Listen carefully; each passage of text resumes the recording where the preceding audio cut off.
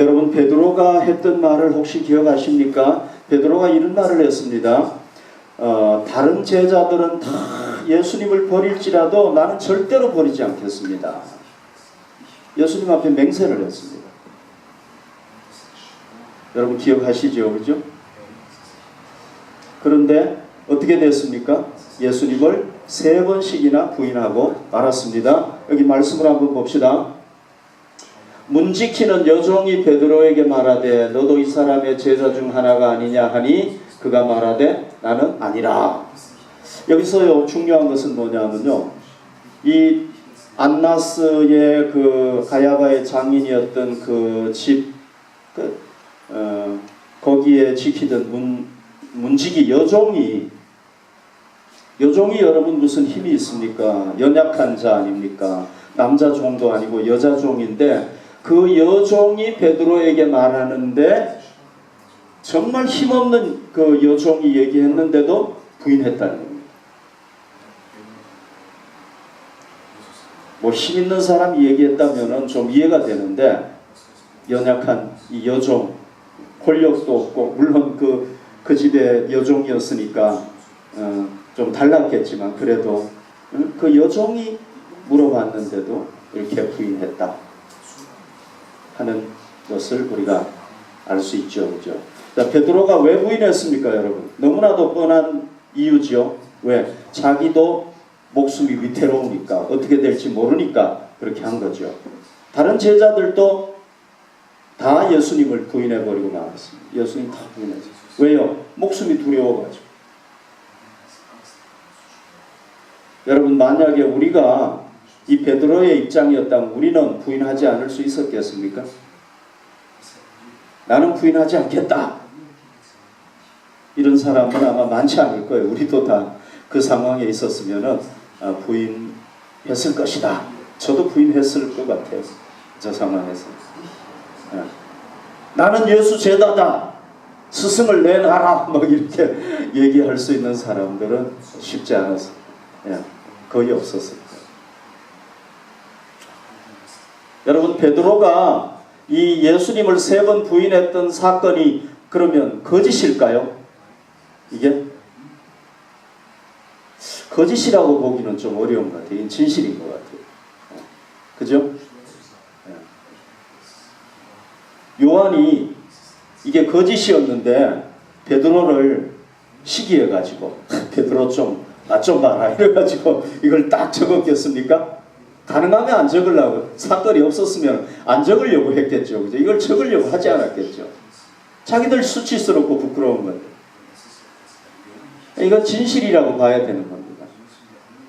그러면은요, 베드로가 3번 부인하고 난 뒤에 예수님이 어떻게 되었습니까? 사형 선고를 받고 십자가에 못 박혀 죽으세요. 그러면 예수님의 죽음 이후에 베드로가 어떻게 살았을 것 같습니까? 우리는 이렇게 한번 추측해 볼 수 있어요. 어쩌면 베드로는 자기 직업이 어부였으니까 다시 갈릴리로 내려가가지고 거기서 고기 잡는 사람으로 살았을 수 있겠죠. 그죠? 다른 제자들도 뭐 다 뿔뿔이 흩어졌을 수 있겠죠.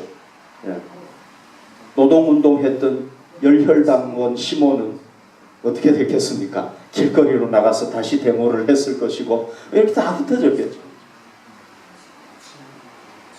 아니면은 여러분 우리가 어떤 생각을 좀 해볼 수 있겠습니까? 예수님이 죽으시고 난 뒤에 제자들이 하나의 공동체를 12명이 11명이 공동체를 이루어 가지고 우리 스승이 그래도 돌아가셨지만은 저런 위대한 분이었는데 우리가 책도 좀 쓰고 그분을 세상에 좀 알리자. 우리 공동체 생활하면서 알리자. 그래 가지고 뭐 책을 써 가지고 예수님은 위대한 성인이었다. 성인 중에 성인이었다. 이렇게 될 수 있었겠죠. 그죠? 그걸 우리가 상상해 볼 수 있잖아요. 그 외에 뭐 다른 걸 우리가 상상해 볼 수 있겠습니까? 다른 건 상상해 보기가 힘들겠죠. 그런데 여러분 너무 놀라운 사실은 뭐냐면은 이 베드로가 예수님이 죽고 난 뒤에 사건을 보면은 이 예수가 하나님의 아들이라는 겁니다. 그분이 바로 구약에서 예언되어 온 메시아라는 겁니다. 이분이 인류를 구원할 수 있는 분이라는 겁니다. 그리고 그분을 막 전했어요. 전했어요. 그리고 그분이 하나님의 아들이고 그분이 인류의 구세주라는 것을 자기 생명을 걸었어요. 거기에. 그래서 우리 스승 예수님은 십자가에 이렇게 달려서 돌아가셨는데 나는 스승을 부인한 사람이기 때문에 나는 그대로 이렇게 못 박혀 죽을 수 없다. 나를 거꾸로 십자가에 못 박아달라. 여러분 물구나무 서기 한번 해보셨죠? 물구나무 서기 하면 어떻습니까? 피가 막 거꾸로 흐르잖아, 그죠? 그러면은 막 조금 지나면은 막 이 몸이 여기가 막 어떻게 됩니까? 땀이 막 뻐적뻐적 나면서 막 이상하자 어지러워지고 막 그러잖아, 그죠? 그런데 거꾸로 십자가에 발에다가 못 박고 손에다 못 박고 했으면 어떻게 얼마나 고통스럽겠어요. 전설에 의하면 그렇게 죽었다고 그러잖아요, 베드로가 로마에서. 뭐 때문에? 스승 예수가 하나님의 아들이고 인류의 구주라는 것 때문에 그렇게 죽었다. 이게 가능한 일입니까? 불가능한 일이죠, 그죠? 그런데 베드로를 변화시켰던 뭔가 정말 획기적이고 뭔가 중요하고 중대한 사건이 있었다면 가능했겠죠, 그죠? 그게 무슨 사건입니까? 바로 부활 사건이죠. 예수님이 십자가에 죽었는데 3일째 되는 날 살아나신 것. 여러분 베드로는요 적어도 몇 번은 예수님을 만났느냐 하면은요 성경에 나타난 것만 해도 적어도 5번 이상은 예수님을 만났어요. 부활하신 예수. 특별히요 사도 요한은 뭘 적었느냐 하면은 갈릴리 바다에서 내려가가지고 고기를 잡는데 밤새 한 마리도 못 잡았어요. 근데 예수님께서 새벽녘이 됐는데 아직도 어둠이 이렇게 깔려 있는데 저 백사장에서 누가 소리를 쳤습니다. 얘들아 고기 많이 잡았니? 못 잡았어요. 그물을 한번 배 오른편에 던져봐라. 밤새 고기를 못 잡았는데 그 말에 순종해서 잡았어요.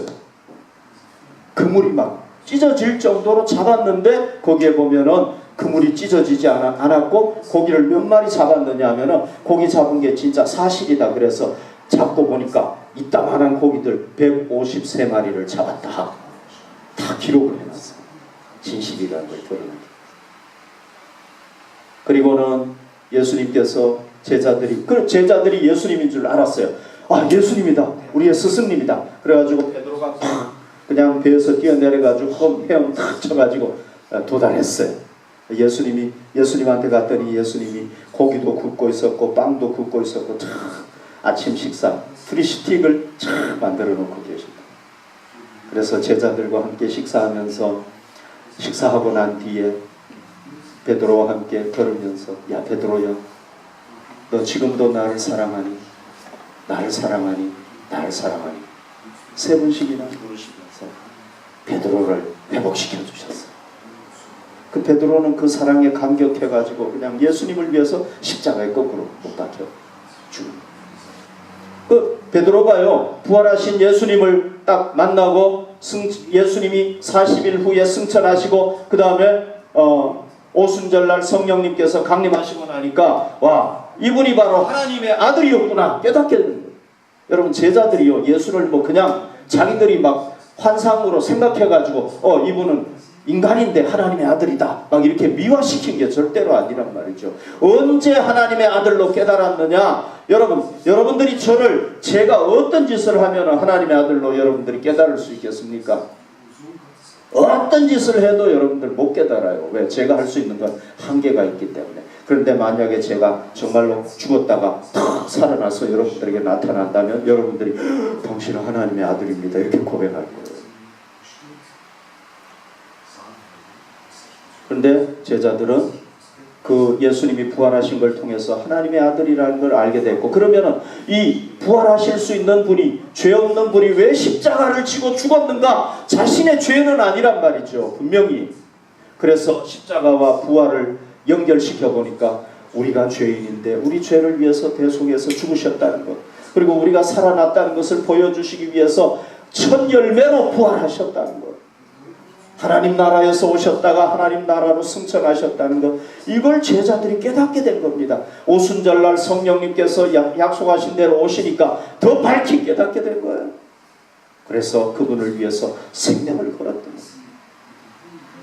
그래서 여러분, 이 베드로의 180도 변화, 만약에 여러분 예수님의 부활 사건이 없었다면 베드로가 이렇게 변화될 수 있었겠습니까?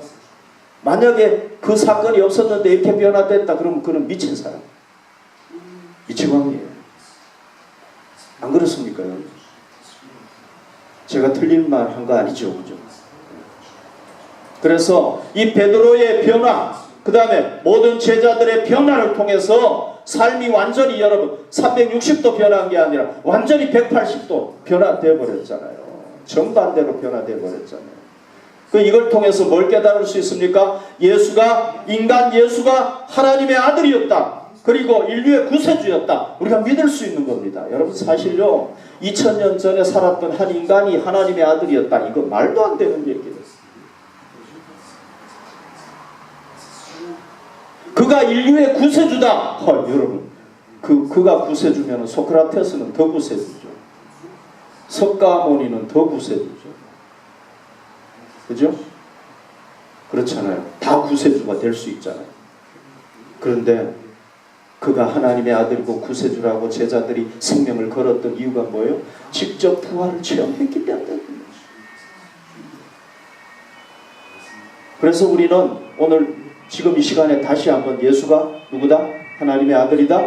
구세주다? 믿어야 되는 겁니다.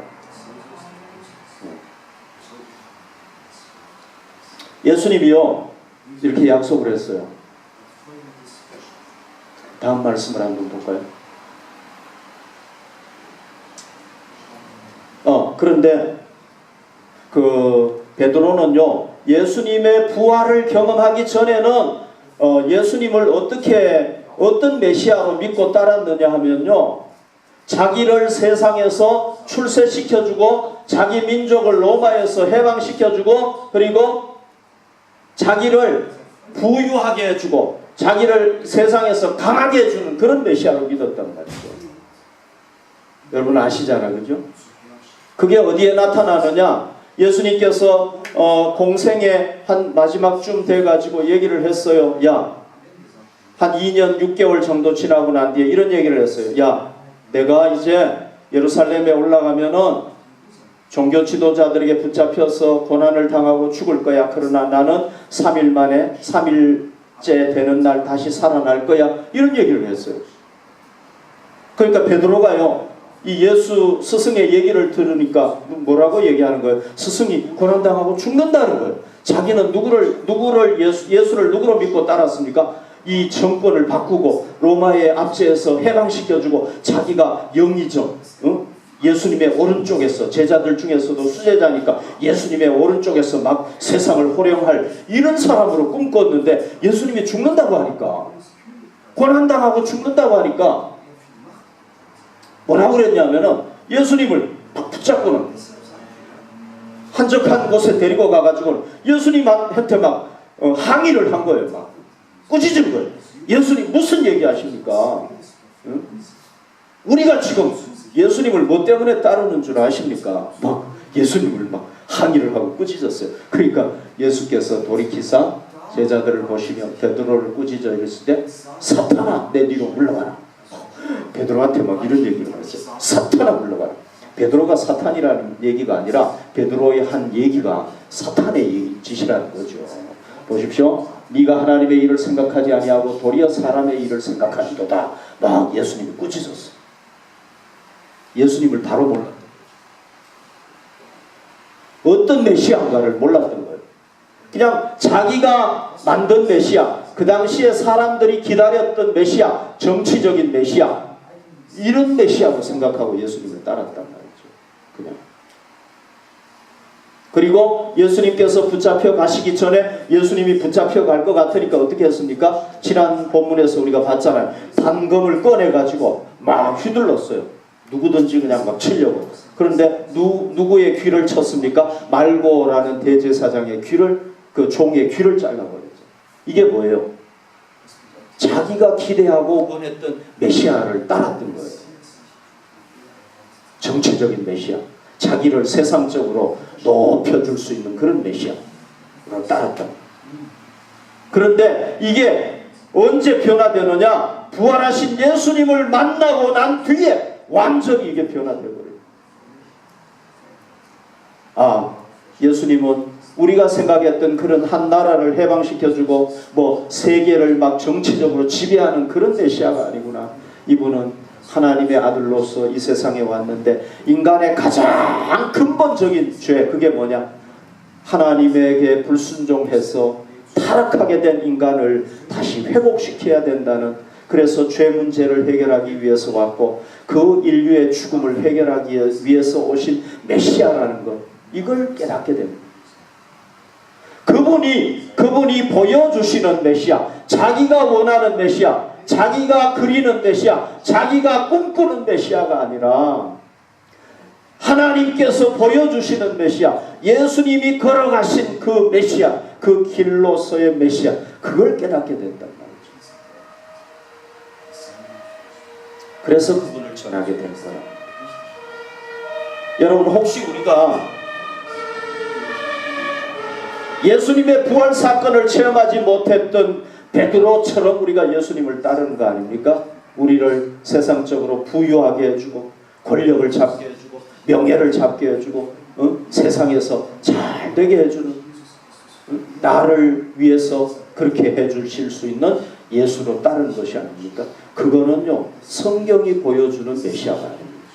여러분들이 그런 식으로 예수님을 따르면은 여러분들은 반드시 예수님을 부인하게 될 거예요. 왜? 내 뜻하고 안 맞으면은요, 우리는 예수를 부인해버리고 떠나가게 될 것입니다. 우리가 예수님은 온 인류의 가장 근본적인 문제인 죄를 해결하기 위해서 오셨고 죽음의 문제를 해결하기 위해서 오셨다는 걸 우리가 깨달아야 돼요. 그런 메시아라는 걸 깨달아야 돼요. 그 다음 말씀을 한번 볼까요? 마가복음 14장 30절에 보면 예수께서 이르시되 내가 진실로 진실로 내게 이르노니 오늘 이 밤 닭이 2번 울기 전에 내가 3번 나를 부인하리라. 여러분, 저는 숫자에 좀 약해요. 여기 보면요, 오늘 밤 닭이 2번 울기 전에 몇 번 부인하느냐? 3번 부인하리라. 이 예언, 예수님이 베드로에게 예언했잖아, 그죠? 예언했는데 이 예언이 이루어지는 게 쉬울까요? 어려울까요? 3번 부인하게 될 것이고 2번 닭 울기 전에 부인하게 될 것이다. 이게 쉬울까요? 어려울까요? 뭐 여러분들은 쉬울 것이다 이렇게 생각할 수도 있고, 아니야 어려울 거다 이렇게 생각할 수도 있겠죠, 그죠? 자, 베드로가 3번 부인하려면 어떤 과정을 거쳐야 되는지 한번 보십시오. 예수님이 붙잡혀갈 때 제자들이 다 뿔뿔이 흩어졌잖아요. 그죠? 무서워가지고 자기도 잡혀갈까봐. 그러면은 베드로는 어떻게 해야 되는 거예요? 제자들이 뿔뿔이 흩어졌지만 자기는 예수님을 따라가야 되겠죠, 그죠? 그래야 되잖아요. 그래야 부인이 가능하잖아요. 베드로가 요한과 함께 멀찍이서 예수님을 따라갔어요. 조심하면서, 혹시 우리가 들킬까봐 조심하면서 멀찍이서 예수님을 따라갔어요. 예수님이 어디로 끌려갑니까? 그 당시에 대제사장 가야바의 장인이었던 안나스의 집에 먼저 끌려갔어요. 자, 그러면은 예수님이 그 안에 들어갔단 말이죠. 밖에는 뭐 사람이 없어요. 추워가지고 아무도 없어요. 밤이고. 그러면은 그 집 안에 들어가야 되잖아요. 그죠? 베드로가 그 집 안에 들어갈 수 있습니까? 못 들어갑니까? 못 들어가요. 왜? 자기는 들어갈 만한 아무런 권리가 없어, 거기. 아무나 거기 들어가는 거 아니잖아요, 그죠? 대제사장의 장인이면은 엄청난 권력을 누리는 사람인데 아무나 거기 못 들어가. 더군다나 베드로가 못 들어가는 이유가 뭐냐면요, 거기는 예수가 붙잡혀간 곳이고 대제사장의 그 종도 거기에 있었고 자기를 알아볼 거 아닙니까? 거기에 들어가면. 그죠? 두려워가지고 거기 못 들어간단 말이죠. 무서워가지고. 그렇잖아요. 그런데 마침 어떻게 들어갈 수 있었습니까? 요한이 그 대제사장하고 아는 사이였어요. 그래서 요한이 먼저 들어가가지고 그 여종한테 그냥 안 됐겠죠. 그죠? 뭔가 돈을 좀 쥐어주든지 뭐 했겠죠. 그죠? 내가 제일 사랑하는 사람이 있는데 베드로라 그러면 또 큰일 나겠죠. 그죠? 안 되니까 좀 제발 좀 들어오게 해달라고. 근데 여종이 안 돼요. 그랬으면 못 들어가고 그 사건은 없겠죠. 그죠? 근데 종이 또 들어오라고 했어요. 근데 들어오는데 딱 보니까 베드로하고 비슷하게 생겼거든요. 그러니까 당신도 그 사람 예수와 같이 있었지? 딱 물어봐. 베드로가 나는 아니라 부인을 했어요. 여러분, 베드로가 거기에 들어가서 시간이 지나면서 3번 부인을 하게 되는데요. 여러분, 여기서 또 중요한 게 뭐냐면요, 3번 누가 물어봐야 되잖아. 그죠? 이 사람한테, 베드로한테 3번 물어봐야 되고, 또 베드로가 3번 부인해야 되고, 그리고 부인함에도 불구하고 사람들이 야, 너 틀림없이 예수의 제자였지 이러면은 잘못하면 잡혀가지고 죽을 수도 있죠. 문제가 될 수도 있었단 말이죠. 그러니까 3번 물어봐야 되고 3번 부인해야 되고, 그럼에도 아무 문제가 없어야 되는 거예요. 그 다음에 여러분, 시간 간격이요, 뭐 어떤 때는 바로바로 물어본 게 아니에요. 시간이 한참 지나서 물어보기도 하고 그랬다. 그러면은 3번 딱 물어봤을 때 닭이 2번 딱 물어야 되는 거예요. 이게 얼마나 어려워요. 하나라도 삐끄러져서 하나라도 안 되면은 이게 이루어질 수가 없는 거예요. 너가 3번 부인하게 될 것이고 2번 닭이 울기 전에 할 것이다. 여러분, 이게 뭐라고 그랬죠? 닭이 2번 울기 전에 네가 3번 나를 부인할, 3번 딱 부인하면 닭이 운다는 얘기잖아요. 이게 얼마나 힘든 일입니까? 그냥 되는 게 아니라. 그런데 어떻게 됐습니까? 그게 다 그대로 딱 이루어졌단 말이에요. 정확하게 이루어졌어요. 제가요, 7월 말에 수요일날 음식을 미리 제 아내가 만들게 돼가지고 이 냉장고에, 우리 교회 냉장고에 갖다 놓으려고, 저희가 이 냉장고가 너무 좁아가지고 갖다 놓으려고 교회를 딱 왔어요. 저 앞에다 주차를 딱 하고 음식을 들고 교회에 딱 들어오려고 보니까 열쇠를 까먹었어요. 교회 열쇠를 까먹은 거예요. 그래서 일단 뭐 다시 돌아갈 수는 없고 저 밑에서 하우스 마이스터 벨을 눌렀어요. 예. 너무 또 많이 누르면 화낼 것 같아가지고 한번 쫙 누르고 기다렸는데 아무 소식이 없는 거예요. 없는가 보다. 휴가 중인가 보다. 그래도 아무튼 2번, 3번 더 눌러봤어요. 아무 응답이 없는 거예요. 이거 어떻게 해야 되나? 다시 돌아가야 되나? 그러고 있는데요. 여기 밑에서 쓰는 사람들 있잖아요. 페르시아인가요? 이 사람들이 무슨 교회에 뭐 물건을 갖다 놓기 위해서 차를 타고 저 밑으로 쫙 오는 거예요. 그래서 내가 기가 없다. 그랬더니 꼭 기다렸다는 듯이 저에게 기를 탁 주면서 빨리 쓰라고 그러더라고요. 그래가지고 문을 열고 딱 올라왔어요. 올라왔는데요. 이 문 다 열려, 부엌문까지 다 열려 있는 거예요. 청소를 하고 있는지 아무튼 다 열려 있는 거예요. 그래서 바로 들어가가지고 냉장고에 넣고 나갔어요. 이게 우연이겠죠, 그죠? 우연히 일어난 일이겠죠, 그죠? 그날 저녁에 산기도를 딱 하고 끝내고 저희가 그 가르텐에 그 토마토도 심어놓고 뭐 좀 식물을 심어놨잖아요. 요즘 날씨가 얼마나 막 저거 해요. 그래서 물을 줘야 될 형편이었어요. 근데 여러분 그 펌프 퍼보셨죠, 그죠? 우리 밭에 그 조금밖에 안 되지만 그거 물 다 주려면은 한 4-5시간 퍼야 돼요. 방법이 딱 하나 있는데 뭐냐면 우리 옆에 가르텐에 거기는 막 이렇게 푸면 물이 쫙쫙 나와요. 통에 거기 물 주는 물통에다가 받으려면은 한 5분만 하면 돼요. 그래서 물을 줘야 되는데 이거 어떻게 하나? 그게 벌써 삼기도 끝나고 가니까 벌써 9시 한 20분인가 30분이 됐더라고요. 그러니까 그 시간에는 그 사람이 안 나와요. 끔끔한데 누가 나오겠어요. 그래도 아무튼 줘야 될 뭐 이거라도 아무튼 펴가지고 줘보자 그렇게 하고 딱 갔는데요. 끔끔한데 그 사람이 거기에 끔끔하지는 않아요. 아직 그 시간에 한 9시간에 끔끔하지는 않아요. 그죠? 그 사람이 거기에 딱 와 있는 거예요. 야, 얼마나 감사하든지. 그래서 그 사람한테 얘기해가지고 물 좀 푸자 그래가지고 물 푸고 다 하는데 그래도 한 시간이 한 30분에서 1시간 정도 뭐 또 일도 좀 하고 이렇게 하는데 그 정도 걸리는데요. 그 사람이 우리보다 더 늦게 가더라고요. 그래서 물 다 주고 왔어요. 이것도 우연이겠죠. 그죠? 저는 우연이라고 생각하지 않아요. 하나님께서 우리를 위해서 그렇게 예비하셨다는 것입니다. 사실 두 가지 사건이 이렇게 되는 것도 이게 쉽지 않는데 여러분 베드로가 3번 부인하고 닭이 울기 전에 3번 부인하고 닭이 2번 운다. 어렵다. 예수님의 예언이 그대로 이루어질 거예요. 그래서 우리가 이 사건을 통해서 뭘 알 수 있느냐 하면요. 예수님은 전지하신 하나님이라는 걸 알 수가 있는 거예요. 아멘. 그러니까요.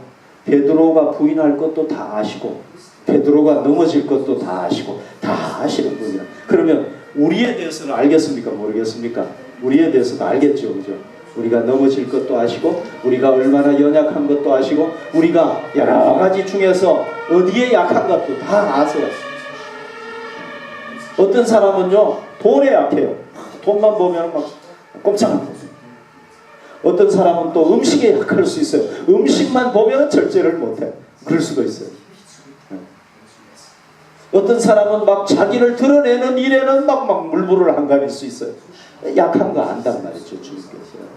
우리의 약한 걸 다 아세요. 그러니까 우리가 베드로처럼 우리의 의지를 가지고 내가 주님을 따르겠습니다. 내가 절대로 부인하지 않겠습니다. 이러면 어떻게 되는 거예요? 절대로 부인하지 않겠습니다. 그러면 절대로 부인하게 되고요. 절대로 따르겠습니다. 그럼 절대로 못 따르게 됩니다. 왜? 우리의 의지는 너무 약하니까. 우리가 약한 거 아십니까? 그래서 우리는 어떻게 해야 됩니까? 우리의 모든 것을 아시는 예수님을 의지해야 되는 겁니다. 성령님을 의지해야 됩니다. 그럴 때 우리가 이겨나갈 수 있습니다. 그럴 때 예수님을 부인하지 않을 수 있습니다. 그래서 우리에게 성령님을 보내주셨잖아요. 예수님은 하나님의 보좌 우편에서 우리를 다 보고 알고 계시고 우리에게 성령님을 보내주셔가지고 우리가 성령님 의지하면 예수님은 성령님을 통해서 우리를 도와주셔서 우리가 다 이겨나가게 해주신다. 여러분 절대 우리의 의지를 자신하지 마시기 바랍니다. 우리 의지는요 작심삼일이에요. 넘어져요. 금방 넘어져요. 예수님께서 베드로에게 이렇게 얘기를 했습니다. 그 다음 말씀을 봅시다. 자, 안드레가요 먼저 예수님을 믿고 난 뒤에 자기 형 베드로를 예수님께 데리고 갔어요. 그러니까 데리고 예수께로 오니 이게 예수님하고 첫 만나는 장면이에요. 예수님 공생의 초기에 요한복음 1장 42절에 보면 데리고 예수께로 오니 예수께서 보시고 이르시되 여러분 3년 전에 베드로가 3번 부인했는데 후에 3번 부인했는데도 불구하고 그런 연약한 사람에게 예수님께서 뭐라고 얘기를 했느냐? 네가 요한의 아들 시몬이니. 시몬이 맞잖아요. 시몬이잖아요. 요한의 아들 아버지 이름은 요한이에요. 시몬이에요. 자기는 시몬이. 장차 뭐라고? 네 이름은 게바라 하리라. 게바는 번역을 하면 뭐냐? 베드로라. 베드로라. 베트루스. 그 헬라어란 말이죠. 게바는 히브리어. 너가 뭐가 된다? 베드로가 될 것이다. 베드로라는 거는 뭐냐면은요. 베트로스라는 말은 여기 보면은 여기는 돼 있네요. Das wird übersetzt Fels. Fels라는 건 뭐냐면 바위를 얘기하는 거예요. 반석, 큰 반석을 얘기해요. 네가 믿음의 반석이 될 것이다. 이렇게 얘기를 했어요. 예수님 예언을 했어요. 그런데 진짜 베드로가 반석이 됐습니까? 안 됐습니까? 반석이 됐죠. 든든한 반석이 됐죠. 예수님은 우리의 연약함을 아셔요. 우리가 부족한 것 아세요. 그러나 예수님은 우리를 향해서 뭐라고 말씀하시느냐. 네가 반석이 될 것이다. 왜? 우리는 그래도 우리는 세 번 더 부인했나요? 아무튼 베드로처럼 그렇게 부인은 좀 안 한 것 같은데, 그죠? 우리는. 어쨌거나 그 베드로를 향해서 반석이 될 것이다. 이렇게 얘기를 했단 말이죠. 우리도 얼마든지 반석이 될 수 있잖아요. 아멘. 반석 되기 싫은 분이 있으세요? 다 되겠죠? 예수님이 얘기했으니까 다 될 겁니다. 우리도 반석이 될 수 있어요. 그런데 베드로가 어떻게 반석이 될 수 있었습니까? 두 가지 때문에 반석이 될 수 있어요. 간단하게 말씀드리면 첫 번째는 자기가 부인했을 때 자기의 부족을 깨달았어요. 내가 예수님 부인했구나. 그리고 진정으로 참회했어요. 나가서 통곡하면서 예수님, 내가 이렇게 연약한 자였습니다. 내가 이렇게 연약한데 내가 예수님한테 맹세했네요. 죄송합니다. 나는 예수님을 3번씩이나 부인하고 말았습니다. 막 가슴을 치면서 자기를 통해 죄를 자복했겠죠. 예수님은요, 우리의 부족을 아시기 때문에 우리가 부족해서 넘어지잖아요. 그때 우리가 예수님 정말 염치가 없어요. 죄송해요. 제가 잘못했어요. 진정으로 참회하면 예수님은 용서해 주실까요? 안 해주실까요? 대답은 제가 안 하겠습니다. 여러분들 다 경험하셨으니까. 그 다음에 두 번째는요. 자기를 의지했는데, 자기 의지를 믿었는데 자기 의지가 너무 연약하다는 걸 깨닫고 그 다음에 누구를 의지하는 거예요? 예수님을 의지하기 시작해요. 성령님을 의지하기 시작해요. 그랬더니 뭐가 됐습니까? 반석이 됐습니다. 여러분, 바울이 깨달은 진리가 하나 있는데 뭐냐면요, 우리 자신의 의지가 강하고 우리 자신의 욕망이 강하고 우리 자신의 꿈이 강하고 이러면은요, 우리가 강하면 강할수록 예수님은 점점 더 어떻게 돼요? 쪼그라들게 돼 있어요. 예수님은 자꾸 약해지는 거예요.